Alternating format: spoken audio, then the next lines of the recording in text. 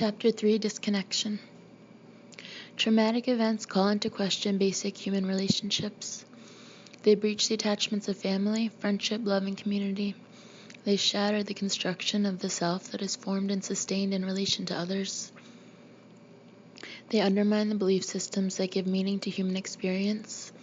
They violate the victim's faith in a natural or divine order and cast the victim into a state of existential crisis. The damage to relational life is not a secondary effect of trauma as originally thought. Traumatic events have primary effects not only on the psychological structures of the self, but also on the systems of attachment and meaning that link individual and community. Marty Horowitz defines traumatic life events as those that cannot be assimilated with the victim's quote-unquote inner schemata of self in relation to the world. Traumatic events destroy the victim's fundamental assumptions about the safety of the world, the positive value of the self, and the meaningful order of creation. The rape survivor Alice Sebold testifies to this loss of security. Quote, "When I was raped, I lost my virginity and almost lost my life. I also discarded certain assumptions I had held about how the world worked and about how safe I was." End quote. The sense of safety in the world, or basic trust, is acquired in earliest life in the relationship with the first caretaker. Originating with life itself, this sense of trust sustains a person throughout the life cycle. It forms the basis of all systems of relationship and faith. The original experience of care makes it possible for human beings to envisage a world in which they belong, a world hospitable to human life. Basic trust is the foundation of belief in the continuity of life, the order of nature, and the transcendent order of the divine. In situations of terror, people spontaneously seek their first sources of comfort and protection. Wounded soldiers and raped women cry for their mothers or for God. When this cry is not answered, the sense of basic trust is shattered.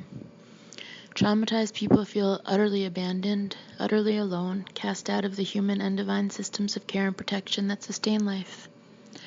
Thereafter, a sense of alienation, of disconnection, pervades every relationship, from the most intimate familial bonds to the most abstract affiliations of community and religion. When trust is lost, traumatized people feel that they belong more to the dead than to the living.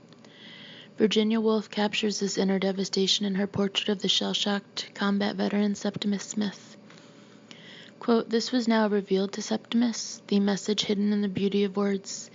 The secret signal which one generation passes under disguise to the next is loathing, hatred, despair. One cannot bring children into a world like this. One cannot perpetuate suffering or increase the breed of these lustful animals who have no lasting emotions, but only whims and vanities, eddying them now this way, now that. For the truth is that human beings have neither kindness nor faith nor charity beyond what serves to increase the pleasure of the moment. They hunt in packs, their packs scour the desert and vanish screaming into the wilderness." End quote. The damaged self. A secure sense of connection with caring people is the foundation of personality development. When this connection is shattered, the traumatized person loses her basic sense of self. Developmental conflicts of childhood and adolescence, long since resolved, are suddenly reopened. Trauma forces the survivor to relive all her earlier struggles over autonomy, initiative, competence, identity, and intimacy. The developing child's positive sense of self depends upon a caretaker's benign use of power. When a parent who is so much more powerful than a child nevertheless shows some regard for that child's individuality and dignity, the child feels valued and respected. She develops self-esteem. She also develops autonomy, that is, a sense of her own separateness within a relationship. She learns to control and regulate her own bodily functions and to form and express her own point of view. Traumatic events violate the autonomy of the person at the level of basic bodily integrity. The body is invaded, injured, defiled. Control over bodily functions is often lost. In the folklore of combat and rape, this loss of control is often recounted as the most humiliating aspect of the trauma. Furthermore, at the moment of trauma, almost by definition, the individual's point of view counts for nothing. In rape, for example, the purpose of the attack is precisely to demonstrate contempt for the victim's autonomy and dignity. The traumatic event thus destroys the belief that one can be oneself in relation to others. Unsatisfactory resolution of the normal developmental conflicts over autonomy leaves the person prone to shame and doubt. These same emotional reactions reappear in the aftermath of traumatic events. Shame is a response to helplessness, the violation of bodily integrity, and the indignity suffered in the eyes of another person. Doubt reflects the inability to maintain one's own separate point of view while remaining in connection with others. In the aftermath of traumatic events, survivors doubt both others and themselves. Things are no longer what they seem. The combat veteran Tim O'Brien describes this pervasive sense of doubt. Quote, "For the common soldier, war has the feel, the spiritual texture of a great ghostly fog, thick and permanent. There is no clarity. Everything swirls. The old rules are no longer binding. The old truths are no longer true. Right spills over into wrong. Order blends into chaos. Love into hate. Ugliness into beauty. Law into anarchy. Civility into savagery. The vapors suck you in. You can't tell where you are or why you're there, and the only certainty is overwhelming ambiguity. In war, you lose your sense of the definite, hence your sense of truth itself, and therefore it's safe to say that in a true war story, nothing is ever absolutely true." End quote. As the normal child develops, her growing competence and capacity for initiative are added to her positive self-image. Unsatisfactory resolution of the normal developmental conflicts over initiative and competence leaves the person prone to feelings of guilt and inferiority. Traumatic events, by definition, thwart initiative and overwhelm individual competence. No matter how brave and resourceful the victim may have been, her actions were insufficient to ward off disaster. In the aftermath of traumatic events, as survivors review and judge their own conduct, feelings of guilt and inferiority are practically universal. Robert J. Lifton found quote-unquote survivor guilt to be a common experience in people who had lived through war, natural disaster, or nuclear holocaust. Rape produces essentially the same effect. It is the victims, not the perpetrators, who feel guilty. Guilt may be understood as an attempt to draw some useful lesson from disaster and to regain some sense of power and control. To imagine that one could have done better may be more tolerable than to face the reality of utter helplessness. Feelings of guilt are especially severe when the survivor has been a witness to the suffering or death of other people. To be spared oneself in the knowledge that others have met a worse fate creates a severe burden of conscience. Survivors of disaster and war are haunted by images of the dying whom they could not rescue. They feel guilty for not risking their lives to save others or for failing to fulfill the request of a dying person. In combat, witnessing the death of a buddy places the soldier at particularly high risk for developing post-traumatic stress disorder. Similarly, in a natural disaster, witnessing the death of a family member is one of the events most likely to leave the survivor with an intractable, long-lasting traumatic syndrome. The violation of human connection and consequently the risk of a post-traumatic disorder is highest of all when the survivor has been not merely a passive witness, but also an active participant in violent death or atrocity. The trauma of combat exposure takes on added force when violent death can no longer be rationalized in terms of some higher value or meaning. In the Vietnam War, soldiers became profoundly demoralized when victory in battle was an impossible objective, and the standard of success became the killing itself, as exemplified by the body count. Under these circumstances, it was not merely the exposure to death, but rather the participation in meaningless acts of malicious destruction that rendered men most vulnerable to lasting psychological damage. In one study of Vietnam veterans, about 20% of the men admitted to having witnessed atrocities during their tour of duty in Vietnam, and another 9% acknowledged personally committing atrocities. Years after their return from the war, the most symptomatic men were those who had witnessed or participated in abusive violence. Confirming these findings, another study of Vietnam veterans found that every one of the men who acknowledged participating in atrocities had post-traumatic stress disorder more than a decade after the end of the war. The belief in a meaningful world is formed in relation to others and begins in earliest life. Basic trust acquired in the primary intimate relationship is the foundation of faith.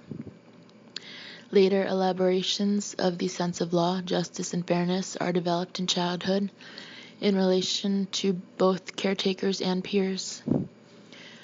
More abstract questions of the order of the world, the individual's place in the community, and the human place in the natural order are normal preoccupations of adolescence and adult development.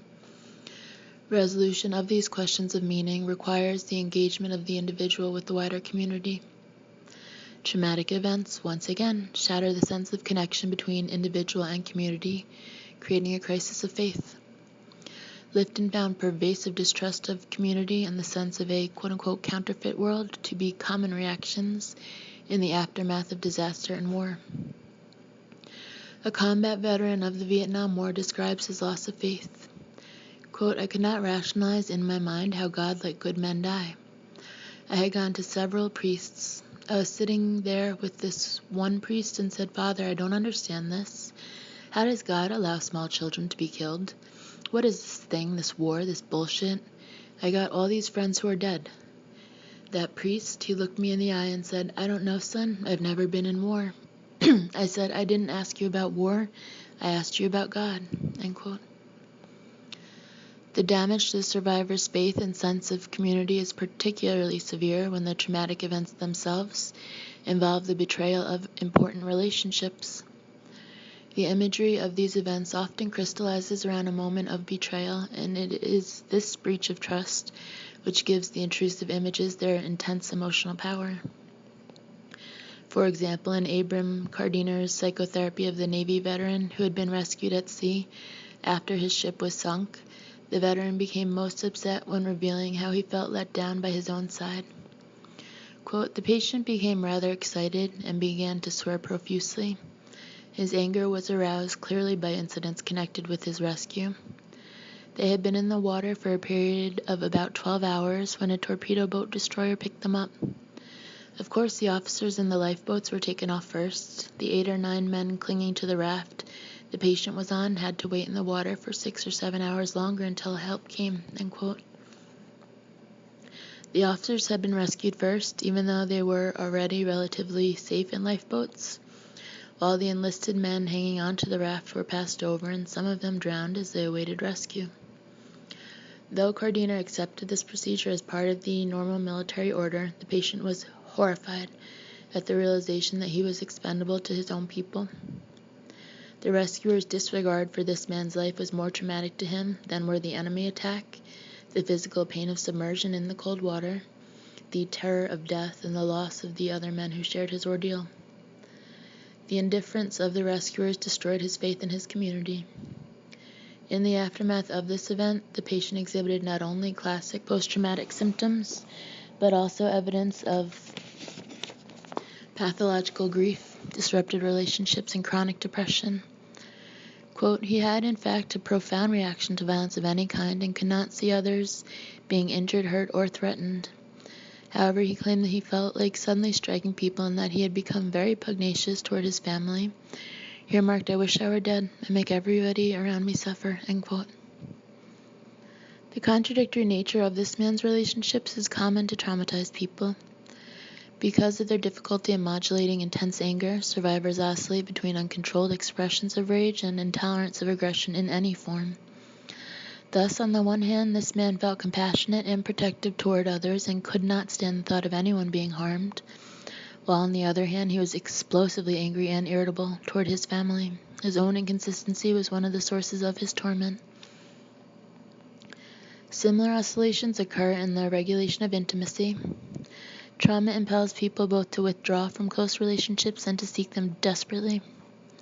The profound disruption in basic trust, the common feelings of shame, guilt, and inferiority, and the need to avoid reminders of the trauma that might be found in social life all foster withdrawal from close relationships. But the terror of the traumatic event intensifies the need for protective attachments. The traumatized person therefore frequently alternates between isolation and anxious clinging to others. The dialectic of trauma operates not only in the survivor's inner life, but also in her close relationships. It results in the formation of intense, unstable relationships that fluctuate between extremes. A rape survivor describes how the trauma disrupted her sense of connection to others. Quote, "There's no way to describe what was going on inside me. I was losing control and I'd never been so terrified and helpless in my life. I felt as if my whole world had been kicked out from under me and I had been left to drift alone in the darkness. I had horrible nightmares in which I relived the rape. I was terrified of being with people and terrified of being alone." End quote. Traumatized people suffer damage to the basic structures of the self. They lose their trust in themselves, in other people, and in God. Their self-esteem is assaulted by experiences of humiliation, guilt, and helplessness. Their capacity for intimacy is compromised by intense and contradictory feelings of need and fear. The identity they have formed prior to the trauma is irrevocably destroyed. The rape survivor Nancy Ziegenmeyer testifies to this loss of self. Quote, "The person that I was on the morning of November 19th, 1988 was taken away from me and my family. I will never be the same for the rest of my life." End quote. Vulnerability, then resilience. The most powerful determinant of psychological harm is the character of the traumatic event itself. Individual personality characteristics count for little in the face of overwhelming events. There is a simple, direct relationship between the severity of the trauma and its psychological impact, whether that impact is measured in terms of the number of people affected or the intensity and duration of harm. Studies of war and natural disasters have documented a dose-response curve, whereby the greater the exposure to traumatic events, the greater the percentage of the population with symptoms of post-traumatic stress disorder. In the National Study of Vietnam Veterans' Readjustment to Civilian Life, soldiers who did a tour of duty in Vietnam were compared to soldiers who had not been assigned to the war theater, as well as to civilian counterparts. 15 years after the end of the war, over a third, 36%, of the Vietnam veterans who had been exposed to heavy combat still qualified for a diagnosis of post-traumatic stress disorder. By contrast, only 9% of the veterans with low or moderate combat exposure, 4% of the veterans who had not been sent to Vietnam, and 1% of the civilians had the disorder. Approximately twice the number of veterans who still had the syndrome at the time of the study had been symptomatic at some time since their return. Of the men exposed to heavy combat, roughly 3 in 4 had suffered from a post-traumatic syndrome. With severe enough traumatic exposure, no person is immune. Lenore Terr, in her study of school children who had been kidnapped and abandoned in a cave, found that all the children had post-traumatic symptoms, both in the immediate aftermath of the event and on follow-up 4 years later. The element of surprise, the threat of death, and the deliberate, unfathomable malice of the kidnappers all contributed to the severe impact of the event, even though the children were physically unharmed. Ann Burgess and Linda Holmstrom, who interviewed rape survivors in a hospital emergency room, found that in the immediate aftermath of the assault, every woman had symptoms of post-traumatic stress disorder. Follow-up studies found that rape survivors have high levels of persistent post-traumatic stress disorder compared to victims of other crimes. These malignant effects of rape are not surprising given the particular nature of the trauma. The essential element of rape is the physical, psychological, and moral violation of the person. Violation is, in fact, a synonym for rape. The purpose of the rapist is to terrorize, dominate, and humiliate his or her victim to render her utterly helpless. Thus, rape, by its nature, is intentionally designed to produce psychological trauma. Though the likelihood that a person will develop post-traumatic stress disorder depends primarily on the nature of the traumatic event, individual differences play an important part in determining the form that the disorder will take. No two people have identical reactions, even to the same event. The traumatic syndrome, despite its many constant features, is not the same for everyone. In a study of combat veterans with post-traumatic stress disorder, for example, each man's predominant symptom pattern was related to his individual childhood history, emotional conflicts, and adaptive style. Men who had been prone to antisocial behavior before going to war were likely to have predominant symptoms of irritability and anger, while men who had high moral expectations of themselves and strong compassion for others or more likely to have predominant symptoms of depression. The impact of traumatic events also depends to some degree on the resilience of the affected person. While studies of combat veterans in the Second World War have shown that every man had his quote-unquote breaking point, some quote-unquote broke more easily than others. Only a small minority of exceptional people appear to be relatively invulnerable in extreme situations. Studies of diverse populations have reached similar conclusions. Stress-resistant individuals appear to be those with high sociability, a thoughtful and active coping style, and a strong perception of their ability to control their destiny. For example, when a large group of children were followed from birth until adulthood, roughly 1 child in 10 showed an unusual capacity to withstand an adverse early environment. These children were characterized by an alert, active temperament, unusual sociability, and skill in communicating with others, and a strong sense of being able to control their own destiny, which psychologists call internal locus of control. Similar capacities have been found in people who show particular resistance to illness or hardiness in the face of ordinary life stresses. During stressful events, highly resilient people are able to make use of any opportunity for purposeful action in concert with others, while ordinary people are more easily paralyzed or isolated by terror. The capacity to preserve social connection and active coping strategies, even in the face of extremity, seems to protect people to some degree against the later development of post-traumatic syndromes. For example, among survivors of a disaster at sea, the men who had managed to escape by cooperating with others showed relatively little evidence of post-traumatic stress disorder afterward. By contrast, those who had frozen and dissociated tended to become more symptomatic later. Highly symptomatic as well were the quote-unquote Rambos, men who had plunged into impulsive, isolated action and had not affiliated with others. A study of 10 Vietnam veterans who did not develop post-traumatic stress disorder in spite of heavy combat exposure showed once again the characteristic triad of active, task-oriented coping strategies, strong sociability, and internal locus of control. These extraordinary men had consciously focused on preserving their calm, their judgment, their connection with others, their moral values, and their sense of meaning, even in the most chaotic battlefield conditions. They approached the war as, quote, a dangerous challenge to be met effectively while trying to stay alive, end quote, rather than as an opportunity to prove their manhood or a situation of helpless victimization. They struggled to construct some reasonable purpose for the actions in which they were engaged and to communicate this understanding to others. They showed a high degree of responsibility for the protection of others as well as themselves, avoiding unnecessary risks, and on occasion challenging orders that they believed to be ill-advised. They accepted fear in themselves and others, but strove to overcome it by preparing themselves for danger as well as they could. They also avoided giving in to rage, which they viewed as dangerous to survival. In a demoralized army that fostered atrocities, none of these men expressed hatred or vengefulness toward the enemy, and none engaged in rape, torture, murder of civilians or prisoners, or mutilation of the dead. The experiences of women who have encountered a rapist suggest that the same resilient characteristics are protective to some degree. The women who remained calm, used many active strategies, and fought to the best of their ability were not only more likely to be successful in thwarting the rape attempt, but also less likely to suffer severe distress symptoms, even if their efforts ultimately failed. By contrast, the women who were immobilized by terror and submitted without a struggle were more likely not only to be raped, but also to be highly self-critical and depressed in the aftermath. Women's generally high sociability, however, was often a liability rather than an asset during a rape attempt. Many women tried to appeal to the humanity of the rapist or to establish some form of empathic connection with him.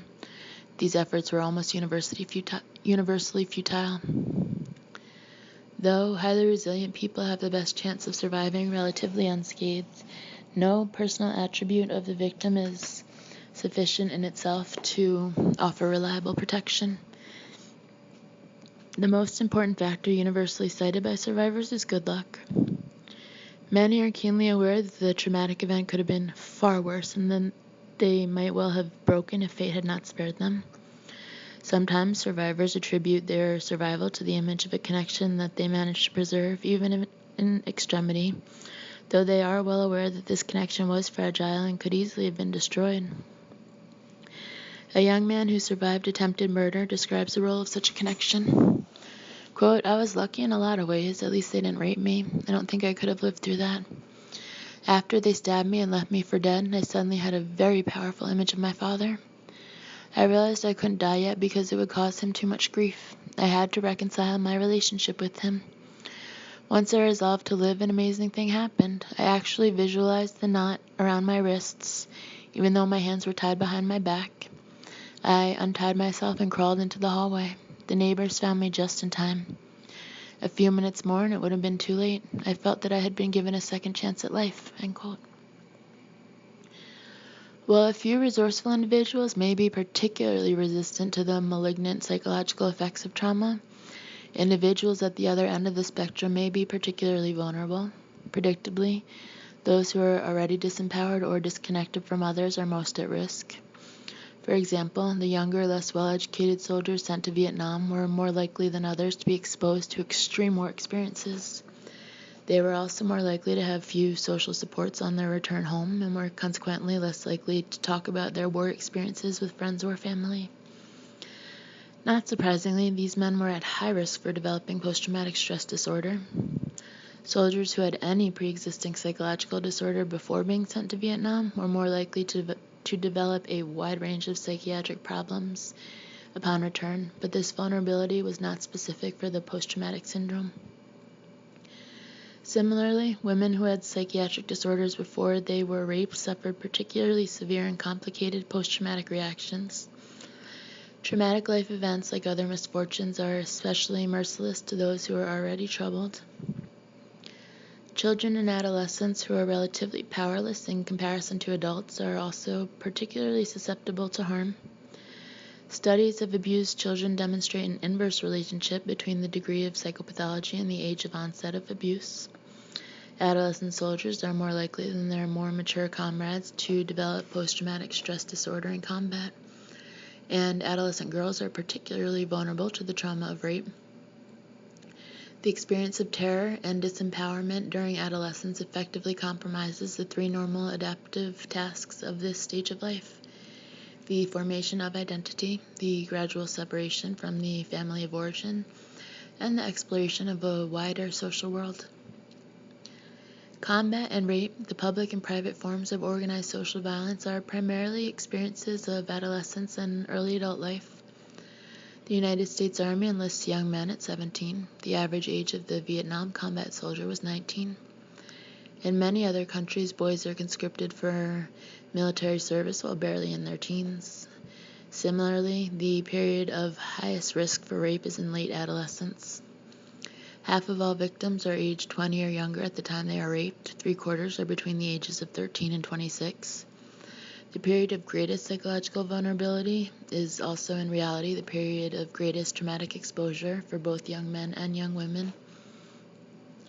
Rape and combat might thus be considered complementary social rites of initiation into the coercive violence at the foundation of adult society. They are the paradigmatic forms of trauma for women and men, respectively. The effect of social support. Because traumatic life events invariably cause damage to relationships, people in the survivor's social world have the power to influence the eventual outcome of the trauma. A supportive response from other people may mitigate the impact of the event, while a hostile or negative response may compound the damage and aggravate the traumatic syndrome. In the aftermath of traumatic life events, survivors are highly vulnerable. Their sense of self has been shattered. That sense can be rebuilt only as it was built initially, in connection with others. The emotional support that traumatized people seek from family, lovers, and close friends takes many forms, and it changes during the course of resolution of the trauma. In the immediate aftermath of the trauma, rebuilding of some minimal form of trust is the primary task. Assurances of safety and protection are of the greatest importance. The survivor, who is often in terror of being left alone, craves the simple presence of a sympathetic person. Having once experienced a sense of total isolation, the survivor is intensely aware of the fragility of all human connections in the face of danger. She needs clear and explicit assurances that she will not be abandoned once again. In fighting men, the sense of safety is invested in the small combat group. Clinging together under prolonged conditions of danger, the combat group develops a shared fantasy that their mutual loyalty and devotion can protect them from harm. They come to fear separation from one another more than they fear death. Military psychiatrists in the Second World War discovered that separating soldiers from their units greatly compounded the trauma of combat exposure. The psychiatrist Herbert Spiegel describes his strategy for preserving attachment and restoring the sense of basic safety among soldiers at the front. Quote, "We knew once a soldier was separated from his unit, he was lost. So if someone was getting tremulous, I would give him the chance to spend the night in the kitchen area because it was a little bit behind, a little bit protected, but it was still our unit. The cooks were there, and I would tell them to rest, even give them some medication for sleep, and that was like my rehab unit.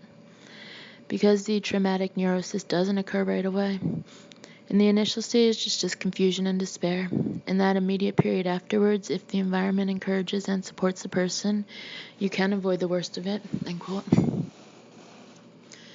Once the soldier has returned home, problems of safety and protection do not generally arise. Similarly, in civilian disasters and ordinary crimes, the victim's immediate family and friends usually mobilize to provide refuge and safety. In sexual and domestic violence, however, the victim's safety may remain in jeopardy after the attack. In most instances of rape, for example, the offender is known to the victim. He or she is an acquaintance, a work associate, a family friend, a husband, or a lover. Moreover, the rapist often enjoys higher status than his victim within their shared community. The people closest to the victim will not necessarily rally to her aid. In fact, her community may be more supportive to the offender than to her. To escape the rapist, the victim may have to withdraw from some part of her social world. She may find herself driven out of a school, a job, or a peer group. An adolescent rape survivor describes how she was shunned. Quote, "After that, it was all downhill. None of the girls were allowed to have me in their homes, and the boys used to stare at me on the street when I walked to school. I was left with a reputation that followed me throughout high school." End quote. Thus, the survivor's feelings of fear, distrust, and isolation may be compounded by the incomprehension or frank hostility of those to whom she turns for help. When the rapist is a husband or lover, the traumatized person is the most vulnerable of all, for the person to whom she may ordinarily turn for safety and protection is precisely the source of danger. If, by contrast, the survivor is lucky enough to have a supportive family, lovers, or friends, their care and protection can have a strong healing influence. Burgess and Holmstrom, in their follow-up study of rape survivors, reported that the length of time required for recovery was related to the quality of the person's intimate relationships. Women who had a stable intimate relationship with a partner tended to recover faster than those who did not. Similarly, another study found that the rape survivors who were least symptomatic on follow-up were those who reported the greatest experience of intimate, loving relationships with men. Once a sense of basic safety has been reestablished, a survivor needs the help of others in rebuilding a positive view of the self. The regulation of intimacy and aggression disrupted by the trauma must be restored. This requires that others show some tolerance for the survivor's fluctuating need for closeness and distance, and some respect for her attempts to reestablish autonomy and self-control. It does not require that others tolerate uncontrolled outbursts of aggression. Such tolerance is in fact counterproductive, since it ultimately increases the survivor's burden of guilt and shame. Rather, the restoration of a sense of personal worth requires the same kind of respect for autonomy that fostered the original development of self-esteem in the first years of life. Many returning soldiers speak of their difficulties with intimacy and aggression. The combat veteran Michael Norman testifies to these difficulties. Quote, "Unsettled and irritable, I behaved badly. I sought solitude, then slandered friends for keeping away. I barked at a son who revered me and bickered with my best ally, my wife." End quote. This testimony is borne out in studies. The psychologist Josefina Card found that Vietnam veterans commonly reported difficulties getting along with their wives or girlfriends, or feeling emotionally close to anyone. In this regard, they differed significantly from their peers who had not been to war. Another study of Vietnam veterans' readjustment documented a profound impact of combat trauma. Men with post-traumatic stress disorder were less likely to marry, more likely to have marital and parenting problems, and more likely to divorce than those who escaped without the disorder. Many became extremely isolated or resorted to violence against others. Women veterans with the same syndrome showed similar disruptions in their close relationships, although they rarely resorted to violence. In a vicious cycle, combat veterans with unsupportive families appear to be at high risk for persistent post-traumatic symptoms, and those who have post-traumatic stress disorder may further alienate their families. In a study of the social support networks of returning soldiers, the psychologist Terence Keane observed that all the men lost some of their important connections in civilian life while they were away at war. The men without post-traumatic stress disorder gradually built back their support networks once they returned home, but the men who suffered from the persistent syndrome could not rebuild their social connections. As time passed, their social networks deteriorated even further.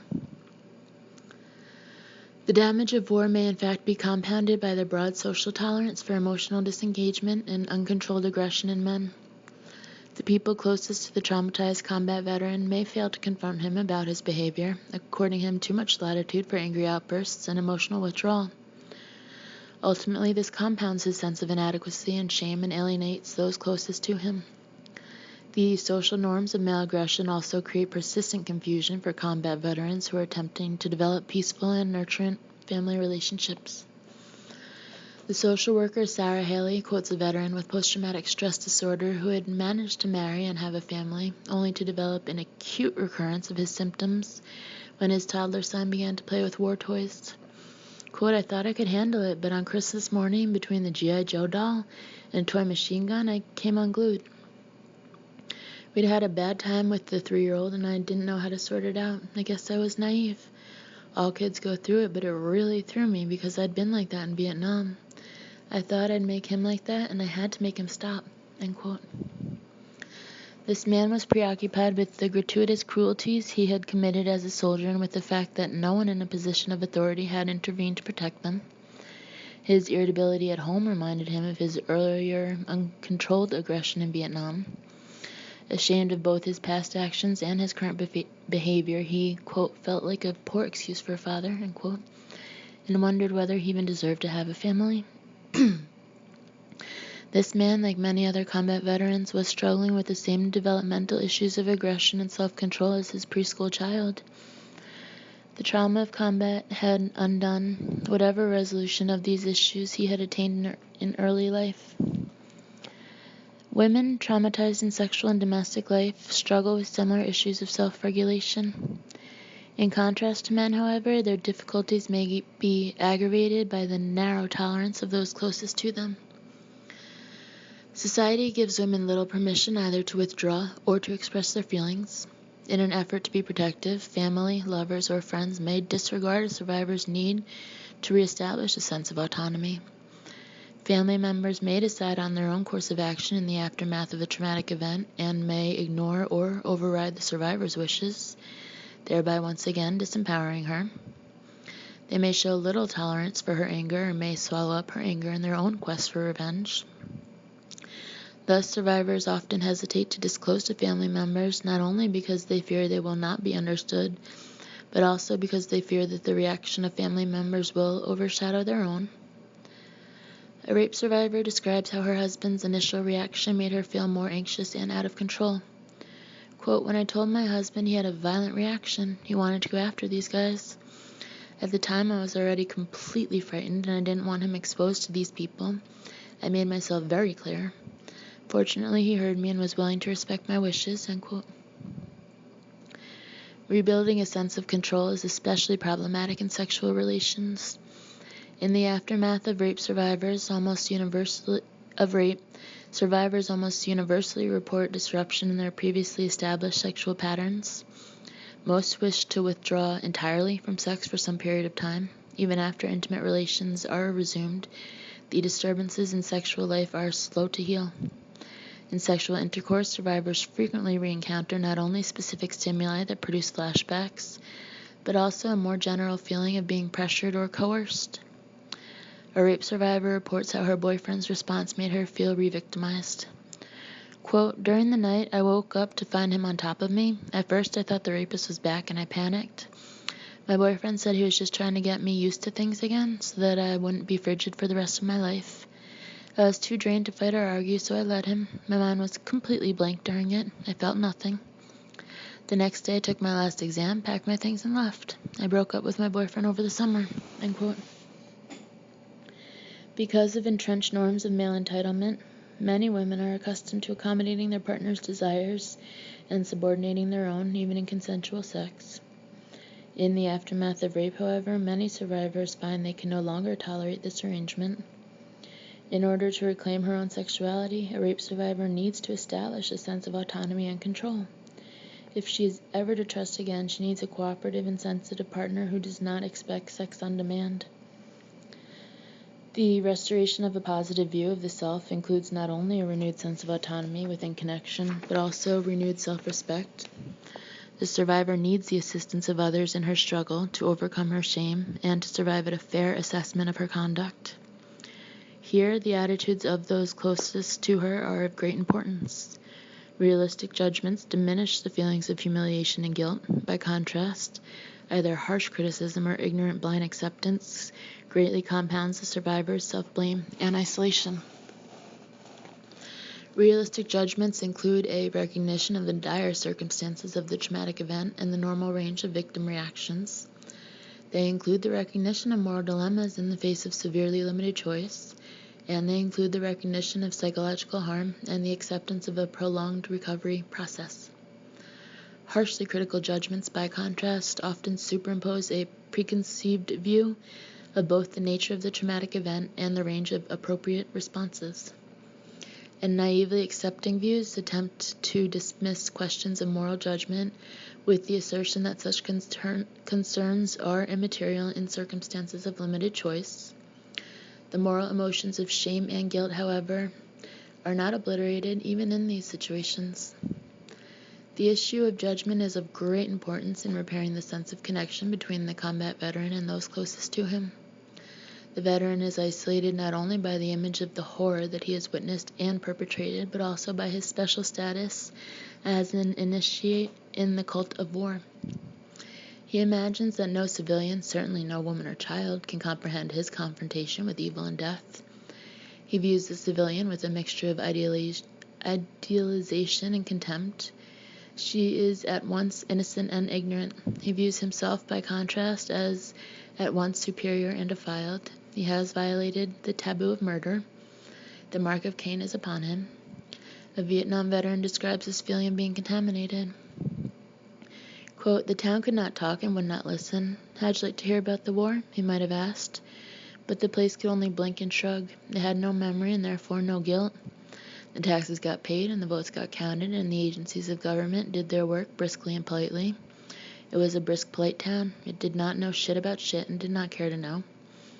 The veteran leaned back and considered what he might have said on the subject. He knew shit. It was his specialty.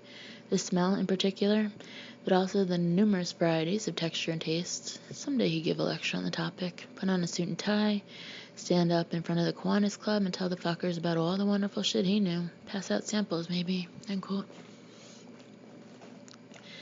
Too often, this view of the veteran as a man apart is shared by civilians who are content to idealize or disparage his military service while avoiding detailed knowledge of what that service entailed. Social support for the telling of war stories, to the extent that it exists at all, is usually segregated among combat veterans. The war story is closely kept among men of a particular era, disconnected from the broader society that includes two sexes and many generations. Thus, the fixation on the trauma, the sense of a moment frozen in time, may be perpetuated by social customs that foster the segregation of warriors from the rest of society. Rape survivors, for different reasons, encounter similar difficulties with social judgment. They too may be seen as defiled. Rigidly judgmental attitudes are widespread, and the people closest to the survivor are not immune. Husbands, lovers, friends, and family all have preconceived notions of what constitutes a rape and how victims ought to respond.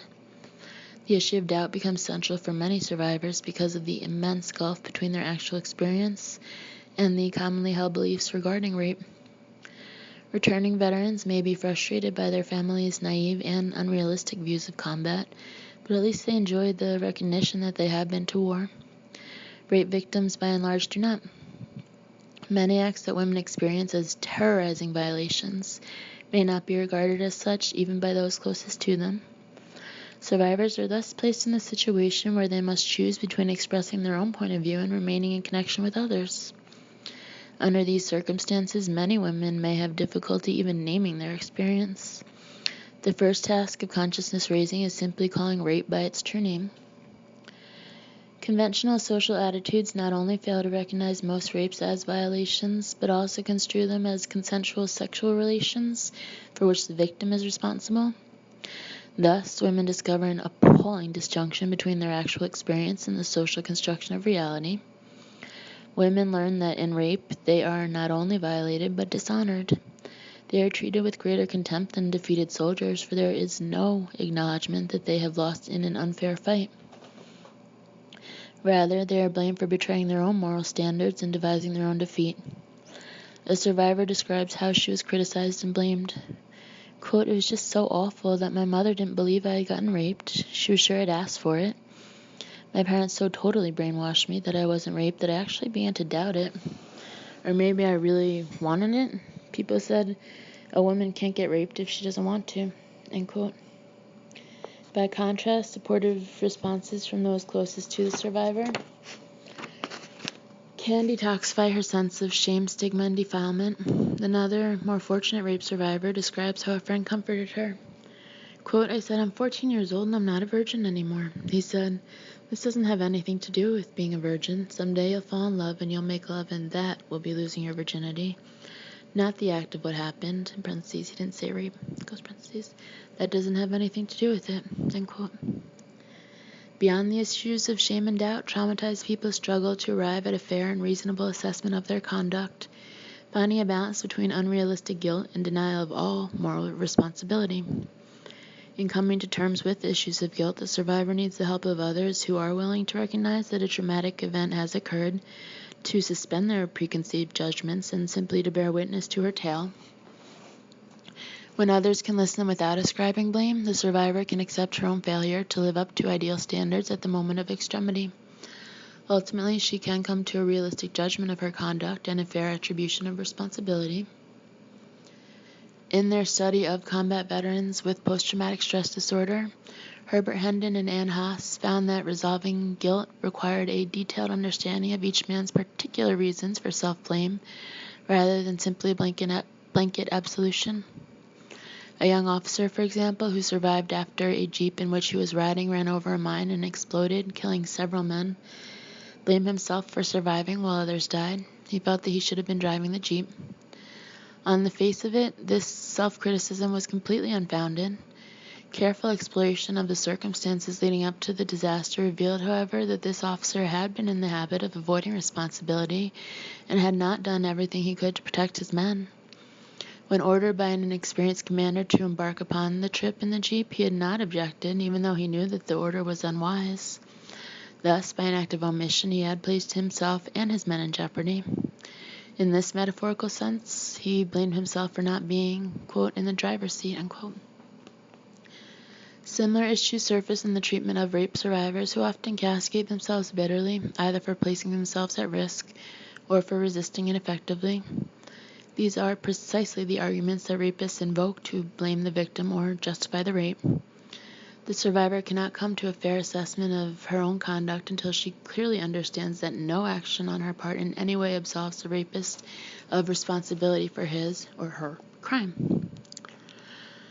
In reality, most people sometimes take unnecessary risks.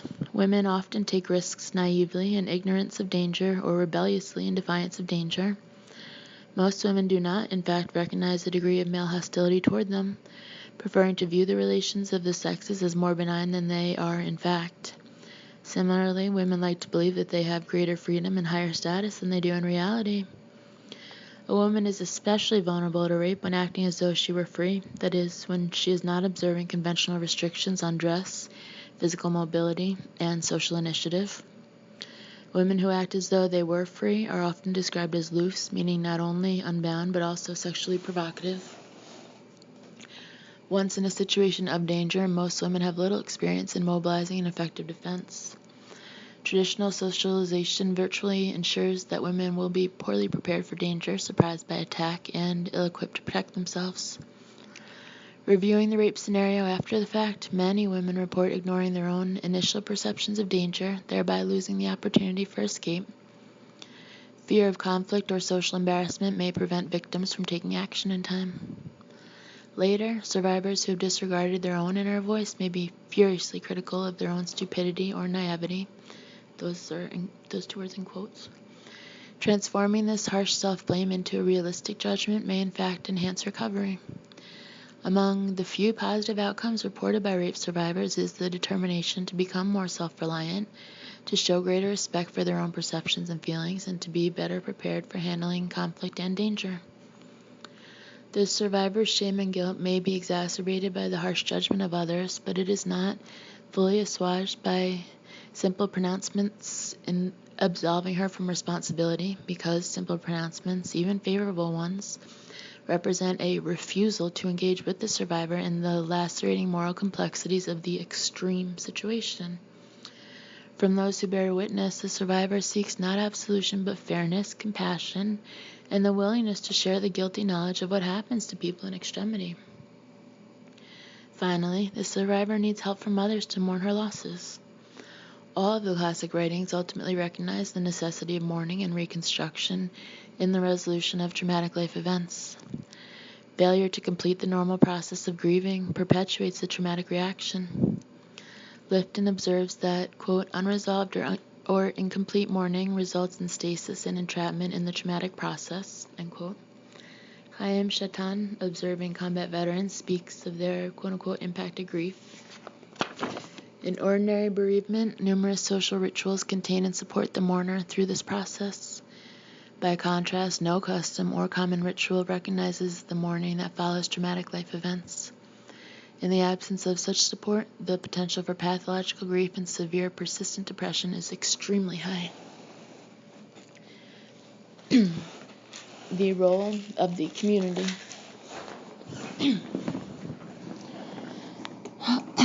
Sharing the traumatic experience with others is a precondition for the restitution of a sense of a meaningful world.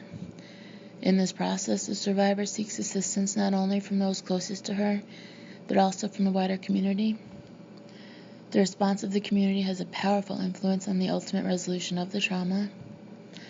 Restoration of the breach between the traumatized person and the community depends first upon public acknowledgement of the traumatic event, and second upon some form of community action. Once it is publicly recognized that a person has been harmed, the community must take action to assign responsibility for the harm and to repair the injury. These two responses, recognition and restitution, are necessary to rebuild the survivor's sense of order and justice. Returning soldiers have always been exquisitely sensitive to the degree of support they encounter at home. Returning soldiers look for tangible evidence of public recognition. After every war, soldiers have expressed resentment at the general lack of public awareness, interest, and attention. They fear their sacrifices will be quickly forgotten. After the First World War, veterans bitterly referred to their war as the, quote, great unmentionable, end quote. When veterans groups organize, their first efforts are to ensure that their ordeals will not disappear from public memory. Hence the insistence on medals, monuments, parades, holidays, and public ceremonies of memorial, as well as individual compensation for injuries. Even congratulatory public ceremonies, however, rarely satisfy the combat veteran's longing for recognition because of the sentimental distortion of the truth of combat. A Vietnam veteran addresses this universal tendency to deny the horror of war. Quote, if at the end of a war story you feel uplifted, or if you feel that some small bit of rectitude has been salvaged from the larger waste, then you have been made the victim of a very old and terrible lie, end quote. Beyond recognition, soldiers seek the meaning of their encounter with killing and death in the moral stance of civilian community. They need to know whether their actions are viewed as heroic or dishonorable, brave or cowardly, necessary and purposeful or meaningless. A realistically accepting climate of community opinion fosters the reintegration of soldiers into civilian life. A rejecting climate of opinion compounds their isolation. A notorious example of community rejection in recent history involves the war in Vietnam, an undeclared war, fought without formal ratification by the established processes of democratic decision-making. Unable to develop a public consensus for war or to define a realistic military objective, the United States government nevertheless conscripted millions of young men for military service. As casualties mounted, public opposition to the war grew. Attempts to contain the anti-war sentiment led to policy decisions that isolated soldiers both from civilians and from one another. Soldiers were dispatched to Vietnam and returned to their homes as individuals with no opportunity for organized farewells, for bonding within their units, or for public ceremonies of return. Caught in a political conflict that should have been resolved before their lives were placed at risk, returning soldiers often felt traumatized a second time when they encountered public criticism and rejection of the war they had fought and lost. Probably the most significant public contribution to the healing of these veterans was the construction of the Vietnam War Memorial in Washington, D.C. This monument, which records simply by name and date the number of the dead, becomes by means of this acknowledgement a site of common mourning. The quote-unquote impacted grief of soldiers is easier to resolve when the community acknowledges the sorrow of its loss. This monument, unlike others that celebrate the heroism of war, has become a sacramental place, a place of pilgrimage. People come to see the names, to touch the wall. They bring offerings and leave notes for the dead, notes of apology and of gratitude. The Vietnam veteran Ken Smith, who now organizes service for other veterans, describes his first visit to the memorial. Quote, I remembered certain guys, I remembered certain smells, I remembered certain times, I remembered the rain, I remembered Christmas Eve, I remembered leaving. There'd been a couple of nasty things there. I remembered those. I remembered faces. I remembered. To some people it's like a cemetery, but to me it's more like a cathedral. It's more like a religious experience. It's kind of this catharsis. It's a hard thing to explain to somebody. I'm a part of that, and I always will be. And because I'm able to come to peace with that, I was able to draw the power from it to do what I do, end quote. In the traumas of civilian life, the same issues of public acknowledgement and justice are the central preoccupation of survivors. Here, the formal arena of both recognition and restitution is the criminal justice system, a forbidding institution to victims of sexual and domestic violence. At the basic level of acknowledgement, women commonly find themselves isolated and invisible before the law.